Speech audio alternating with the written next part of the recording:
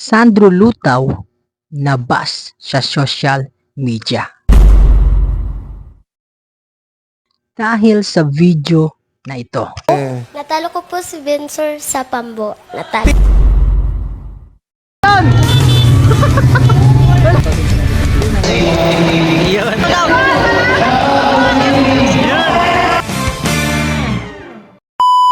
So what's up mga idol? So panibago na namang video yung ating pag-uusapan ngayon.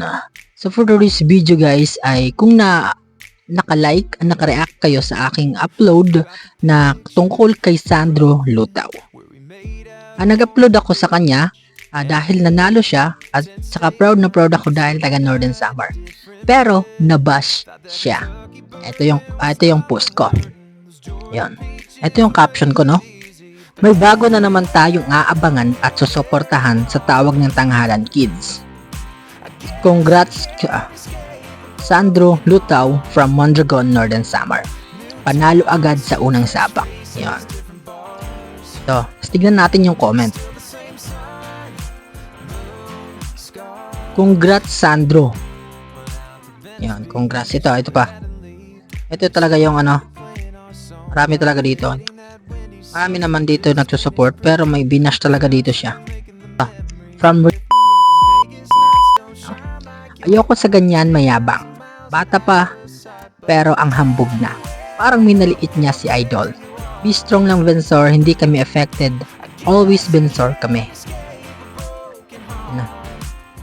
Inabangan ko siya kanina kasi taga-Kabayan ko siya Idol. Napansin ko agad ang taglay niyang kayabangan. Yan, grabe. Yes po, ayoko ng kanyang ugali, walang patutunguhan di gaya ni Vinsor, napaka-humble, idol ko siya. Marami pa dito.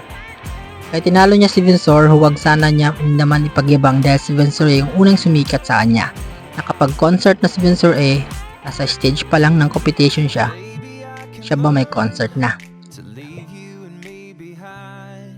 Sorry idol, mabuting TV, may kayabangan na taglay ang batang yan. Di gaya ni Vinsor, may pusong mapagkumbaba. Dapat pinagmamalaki mo si Vinsor kasi kabarangay kayo. Ang galing-galing kaya ni Vinsor kesa sa'yo. Grabe, dami na. Magaling kumanta at bumerit. Hindi ko lang gustong ugali niya. Walang sa kalingkingan ni Idol Vinsor. Hindi mayabang, bata pa yang lumabas na agad. Hanginan sa katawan. Si Idol Vinsor lang hinahangaan ko buong buhay ko pagdating sa isang. Sagay marami pa dito guys, no? So ito naman guys ang sagot ni Sandro Lutaw. So ito guys, no? Kay Sandro Lutaw. Oops. Update lang po kay Sandro. Ate niya po ini. Sa mga fans po ni Vinsor, humihingi po kami ng pasensya. Di man intensyon sa bata na iglaglag si Vinsor. Giniistorya la po niya ang mga dati naging aapihan nira singing contest na naperdi niya si Vinsor. Siyempre, bata pa po iton, kaya diri pa siton nahihipot an hiwa. Kasiton man nagitsusugad ni Sandro na kapitbahay nila si Vinsor is Sandro po kasi giniistaran dito sa Bugko Mondragon is kahiripid la sa balay sa jowa ni Vinsor. Tas paragkadto si Vinsor, mauna sugad sa bata nga kapitbahay nira si Vinsor. Yun lang po para malinawan ng tanan. Sorry sa mga fans ni Vinsor and also kay Vinsor. Idol po talaga ni Sandro si Vinsor. So yung guys, ayun yung sagot ng side ni Sandro Lutaw, no? Kasi po ay napansin ko sa post ko talaga is maraming nagbash kay Sandro Lutaw. Para sa akin naman guys is wala namang mali sa sinabi niya, na overwhelmed lang siya, no? Naging proud lang siya sa sarili niya.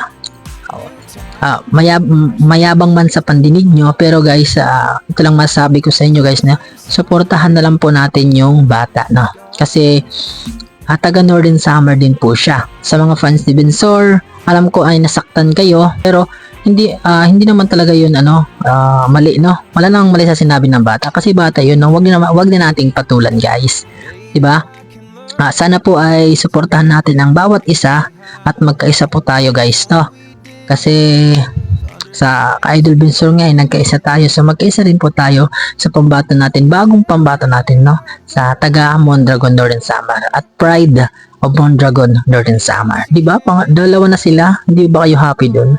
So sa mga fans ni Sandro Lutaw, mabuhay kayo at Sandro Lutaw, good luck sa journey mo. Aabangan namin yung journey mo sa tawag ng tanghalan, kaya ng pagsuporta namin at pag-abang namin kay Idol Bensor sa'yo. Good luck.